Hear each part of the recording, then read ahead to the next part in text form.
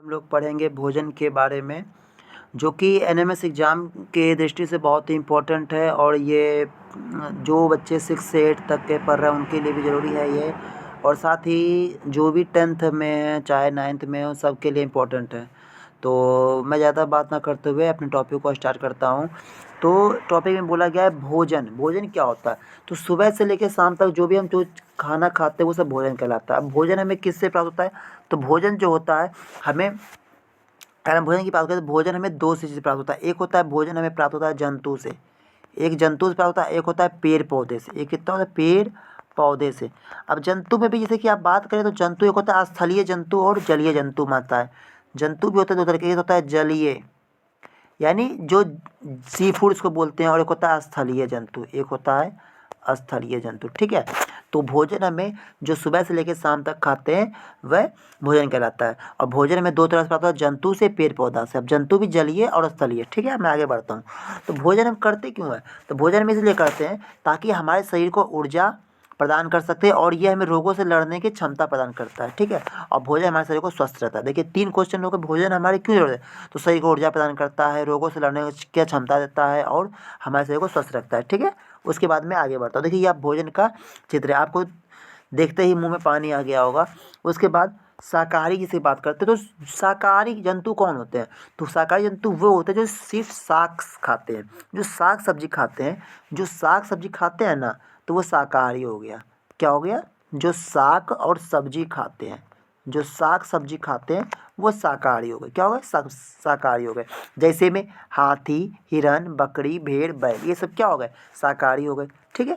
आगे हम पढ़ते हैं मांसाहारी। तो मांसाहारी वे जंतु होते हैं जो दूसरे जंतु के केवल सिर्फ मांस खाते हैं और उसी को भोजन के रूप में एक्सेप्ट करते हैं, जैसे कि शेर, बाघ, चीता, ये दूसरे का ही मांस खाते हैं। ठीक है। उसके बाद आगे हम बढ़ जाते हैं। अब सर्वाहारी। तो सर्वाहारी क्या होता है? तो सर्वाहारी वैसे जंतु होते हैं जो साग सब्जी के साथ साथ मांस भी खाते हैं, यानी साग सब्जी के साथ मांस खाते हैं, अर्थात दोनों प्रकार के भोजन के रूप में खाते हैं, वो सर्वाहारी। यानी साग सब्जी प्लस मांस।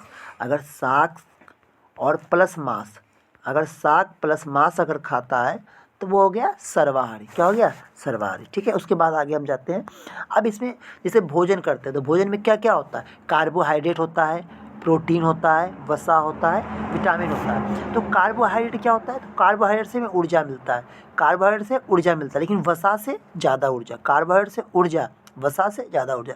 प्रोटीन क्या करता है? तो शरीर की वृद्धि करता है, प्रोटीन शरीर की वृद्धि करता है। और विटामिन रोगों से लड़ता है, विटामिन रोगों से लड़ता है। और खनिज जो होते हैं हमारे शरीर में पाए जाते हैं, कुछ खनिज की कमी से बीमारी होती है और कुछ खनिज सब्जी वगैरह से पाए जाते हैं। ठीक है।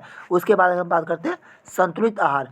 तो संतुलित आहार यानी शरीर की वृद्धि और अच्छे स्वास्थ्य के लिए, शरीर की वृद्धि और अच्छे स्वास्थ्य के बनाए रखने के लिए हमारे शरीर में सभी प्रकार के पोषक तत्व के साथ साथ रुक्षांश और जल भी होना आवश्यक है, और ये सभी आहार संतुलित आहार कहते हैं। यानी कि संतुलित आहार वह है जिसमें कि सही प्रकार के पोषक तत्व के साथ साथ रुक्षांश और जल हो, ये सभी संतुलित आहार कहलाते हैं।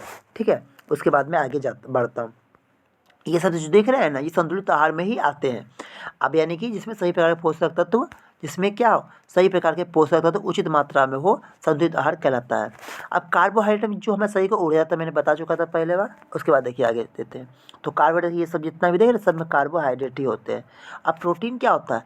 तो प्रोटीन होता है जो हमारे शरीर के टूटे फूटे अंगों के मरम्मत करता है, या शरीर की वृद्धि, सबसे इम्पोर्टेंट शरीर की वृद्धि और टूटे फूटे अंगों की मदद। अब प्रोटीन की जांच की अगर बात करेंगे तो प्रोटीन की जांच अगर करते हैं तो कॉपर सल्फेट से। किससे करेंगे? Copper sulphate.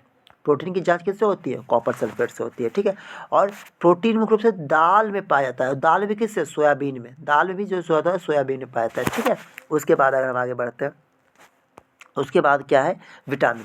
तो विटामिन का काम होता है ये रोगों से लड़ने में सहायता प्रदान करता है, और ये गाजर, दूध, आंवला और ये सूर्य की रोशनी से प्राप्त होता है। अगर हम बात करते हैं दूध में, तो दूध में सभी होते हैं, लेकिन विटामिन सी नहीं पाया जाता है। दूध में सब कुछ पाया जाता है, विटामिन सी नहीं पाया जाता है। ठीक है। और सूर्य की रोशनी में क्या पाया जाता है? तो सूर्य की रोशनी में विटामिन डी पाया जाता है, सूर्य की रोशनी में विटामिन डी पाया जाता है। ठीक है। और उसके बाद गाजर में विटामिन ए पाया जाता है, गाजर में अगर हम बात करें तो विटामिन ए पाया जाता है। ठीक है। उसके बाद आगे बढ़ते हैं।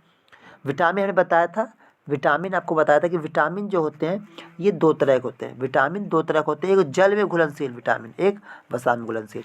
तो जल में घुलनशील विटामिन होता है बी और सी, और वसा में घुलनशील विटामिन होता है ए, डी, ई और के।